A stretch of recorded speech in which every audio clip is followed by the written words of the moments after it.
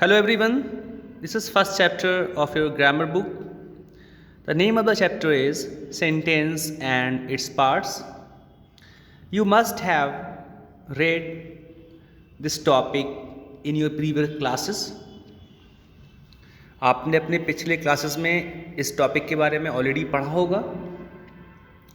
So let's read about sentence and its parts. So what is a sentence? How can we define sentence? Dear students, a sentence is a group of words which expresses a complete sense. हम इसको कैसे define कर सकते हैं? हम इसको define कर सकते हैं, हम कह सकते हैं, हम लिख सकते हैं कि एक सेंटेंस जो होता है वो वर्ड्स का ग्रुप होता है, एक ऐसा ग्रुप होता है जिसका एक कंप्लीट सेंस होता है. हम इसको इंग्लिश लैंग्वेज में डिफाइन करेंगे इस तरह से, a sentence is a group of words which expresses a complete sense. आप अपने बुक से भी डेफिनेशन को मेमोराइज कर सकते हैं. A group of words that expresses meaningful and complete sense is called a sentence. एक ग्रुप ऑफ वर्ड्स जिसका कंप्लीट मीनिंग है, कंप्लीट सेंस है, उसको हम सेंटेंस का नाम देंगे. ठीक है. Here some group of words have been written. यहाँ पर कुछ ग्रुप ऑफ वर्ड्स लिखे गए हैं, इनको पढ़िए और समझिए. Favourite outdoor game by train, in the evening, book and pencil, the top of the hill, expensive watch. In all these group of words,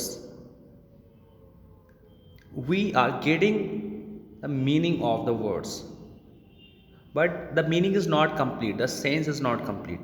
इन सभी ग्रुप ऑफ वर्ड्स में हमें मीनिंग तो मिल रहा है कि इसका कोई मीनिंग है, बट इसका कोई कंप्लीट सेंस नहीं है. इस कंडीशन में ऐसे ग्रुप ऑफ वर्ड्स को हम फ्रेजेस का नाम देते हैं. क्या नाम देते हैं इनको? फ्रेजेस. PHRASES. ये सारे ग्रुप ऑफ वर्ड्स फ्रेजेस हैं बट सेंटेंस नहीं है. सेंटेंस क्यों नहीं है? क्योंकि इनका कंप्लीट सेंस नहीं है. मीनिंगफुल तो ये वर्ड्स हैं बट मीनिंगफुल होने के साथ साथ इनका एक कंप्लीट सेंस नहीं है. अगर आप इतना ही बोलते हैं फेवरेट आउटडोर गेम, तो जो लिसनर होगा उसको ये लगेगा कि आप कुछ भूल गए बोलना, या इसके साथ कुछ चीज़ें इनकम्प्लीट हैं जो आपको ऐड करना होगा जिससे सेंस कंप्लीट होगा. इसके बाद हम कुछ और ग्रुप ऑफ वर्ड्स पढ़ते हैं जो यहाँ नीचे लिखे गए हैं. Hockey is my favourite outdoor game. Hockey मेरा फेवरेट आउटडोर गेम है. तो यहाँ पर इस ग्रुप ऑफ वर्ड्स को पढ़कर हम ये समझ पा रहे हैं कि इसका एक कंप्लीट सेंस है, एक कंप्लीट मीनिंग है. तो यहाँ पर ये एक सेंटेंस लिखा है, एक सेंटेंस हुआ. We will go to Chennai by train.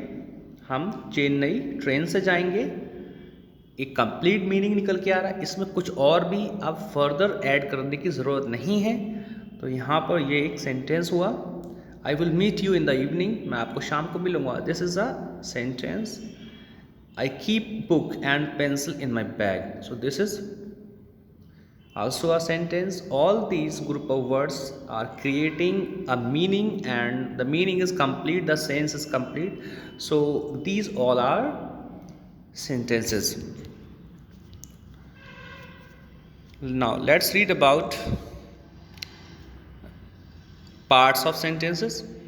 So before starting this topic, let's solve this exercise. मैंने एक्सरसाइज आपको वर्चुअल क्लास में समझाया था इसको कैसे सॉल्व करना है. यहाँ इंस्ट्रक्शन लिखा हुआ है, rewrite the following groups of jumble words as sentence. यहाँ पर तितर बितर करके, यानी कि इधर उधर वर्ड्स को करके हमने क्या किया है, एक ग्रुप ऑफ वर्ड्स क्रिएट किया है. आपको क्या करना है, आपको इसको एक करेक्ट ऑर्डर में लगाना है, एक प्रॉपर ऑर्डर में लगाना है, so that it could make a sense, जिससे इसका एक सेंस क्रिएट हो सके. जैसे क्या लिखा है, slept all day the cat lazy. ये जस्ट एक ग्रुप ऑफ वर्ड्स है, कोई मीनिंग नहीं है, क्योंकि यहाँ पर जो वर्ड्स हैं वो जम्बल कर दिए गए, इधर उधर कर दिए गए हैं, इसकी वजह से इसका कोई सेंस निकल के नहीं आ रहा है। बट इसको हम करेक्ट कर सकते हैं, हम इसको लिख सकते हैं the lazy cat slept all day. जो आलसी बिल्ली है वो पूरा दिन सोती रही। ठीक है, तो यहाँ पर इसका मीनिंग क्रिएट हुआ, जो आलसी बिल्ली है वो पूरा दिन सोई। तो यहाँ पर हम समझ गए कि इसका एक मीनिंग है, तो इसलिए अब ये एक सेंटेंस के रूप में एग्जिस्ट करता है। Day was your how in the school, इसका कोई मीनिंग हमें क्रिएट नहीं हो पा रहा है हमारे लिए, तो हम इसको कैसे लिखेंगे, how was your day in the school. Last में यहाँ पर एक क्वेश्चन मार्क भी लगाएंगे आप। कॉन्ग्रेचुलेशंस ऑन योर अचीवमेंट्स, यहाँ पर हम एक इंटरजेक्शन साइन हमने लगाया है, आप कोई इंटरजेक्शन साइन भी लगाना है। इस तरह से ये एक्सरसाइज आप अपने बुक में कंप्लीट कर लेंगे। अब हम लोग पढ़ते हैं पार्ट्स ऑफ सेंटेंसेस के बारे में। So dear students, every sentence contains two parts. The first part is called subject and the second part is called predicate. Her sentence के टू पार्ट होते हैं, टू पार्ट्स होते हैं।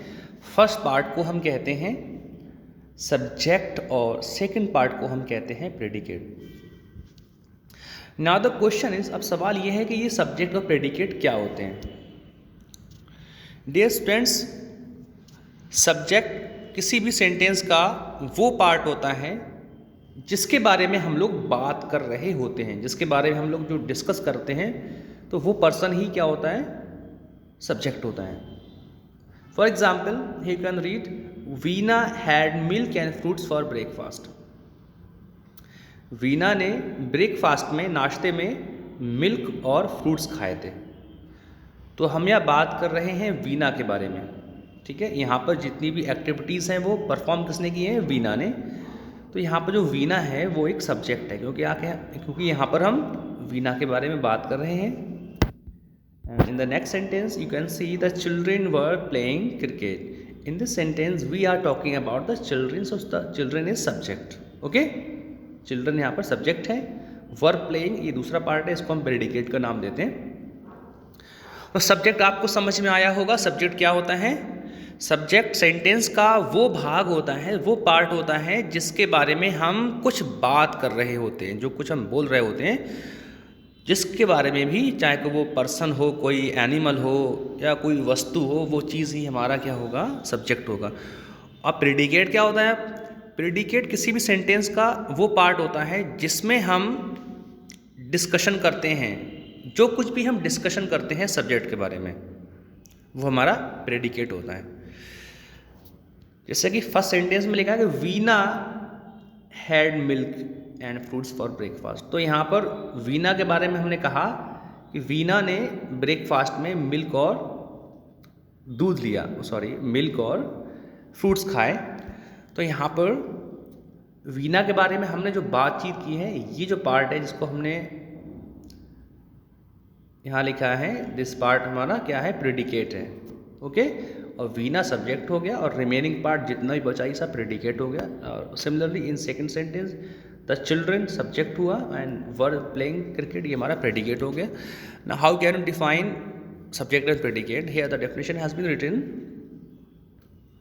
The part of sentence in which we talk about some person or thing is called subject. Okay बेटा, sentence में हम जिसके बारे में बात करते हैं वो हमारा सब्जेक्ट होता है, और about whom the sentence is about, या जिसके बारे में सेंटेंस होता है उसको हम सब्जेक्ट कहते हैं। द प्रेडिकेट का हम कैसे डिफाइन कर सकते हैं, the part of sentence in which we tell or say something about the person or the thing is called the predicate.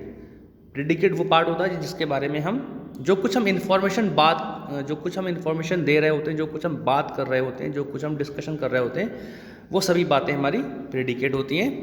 Hope you have understood.